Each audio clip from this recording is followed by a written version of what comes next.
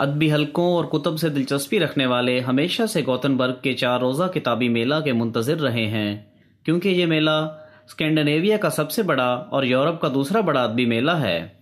اس سال تقریباً 1 لاکھ زائرین اس ادبی میلے سے لطف اندوز ہونے آئے ہوئے تھے، اور اس کے علاوہ 900 کی تعداد میں لوگوں نے مختلف قسم کے اسٹال لگا رکھے تھے۔ یہ ادبی میلہ علم و فہم کے ساتھ ساتھ ان گنت ادبی شخصیات اور نوبل انعام یافتہ افراد سے ملاقات اور ان کو سننے کے مواقع بھی فراہم کرتا ہے۔ موجودہ سال رومانیہ کا سال کہلایا گیا۔ رومانیہ کے مصنفین عوام الناس کی توجہ کا محور بنے رہے۔ اس ادبی میلہ میں جہاں کئی مفید بحث و مباحثے ہوئے، وہاں وسیع پیمانے پر ادب و فنون اور صحافت کے ساتھ ساتھ سماجی مسائل کو بھی زیر بحث لایا گیا۔ ان مباحثوں نے انواع و اقسام کی ثقافتوں اور ادبی خدمات کو اجاگر کیا۔ جماعت احمدیہ سویڈن اس ادبی میلے میں گزشتہ چند سالوں سے مسلسل حصہ لے رہی ہے، جو کہ اسلام کی تبلیغ و اشاعت میں اہم کردار ادا کرتا ہے۔ جماعت احمدیہ کا لگایا ہوا اسٹال زندگی کے ہر شعبے سے تعلق رکھنے والے کے لیے ہمیشہ سے دلچسپی کا حامل رہا ہے۔ اس اسٹال پر حضرت محمد مصطفیٰ صلی اللہ علیہ وآلہ وسلم کی مطہر شخصیت کے متعلق پوسٹر لگائے گئے، جن پر معروف مورخین کے تبصرے تحریر کیے گئے تھے، جو کہ زائرین کے لیے نور نظر رہے۔ بیشتر کتب کے علاوہ سویڈش مترجم کتب میں لائف آف محمد اور اسی طرح world crisis and pathway to peace لوگوں کی توجہ کا خاص پیش خیمہ ثابت ہوئیں۔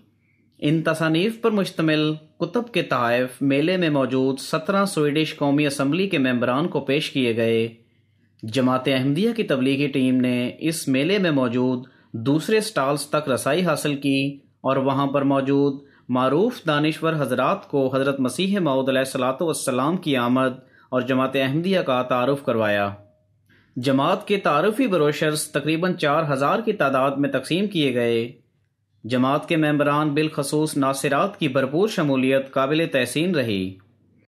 اس اسٹال پر اسلام کی بنیادی تعلیمات کے بارے میں ایک سوال نامہ رکھا گیا، جس کے جوابات دینے پر قرآن مجید کا سویڈش ترجمہ بطور انعام دیا جاتا تھا۔ لوگوں سے گفتگو کرنے سے اسلام کے متعلق غلط تاثرات دور کرنے اور ان پر جماعت کا موقف بیان کرنے کا موقع ملا۔ اسٹاک ہولم کے اسلامی مرکز امام علی کے شیعہ امام خصوصی طور پر اسٹال پر تشریف لائے اور مبلغ انچارج سویڈن کے ساتھ گفت و شنید فرمائی اور گوتنبرگ کی مسجد کا دورہ کرنے کا وعدہ کیا۔ محترمہ انا فالک صاحبہ، جو کہ اس ادبی میلے کی صدر تھیں، انہوں نے اسٹال کا دورہ فرمایا اور جماعت کی بھرپور شمولیت کی حوصلہ افزائی کی۔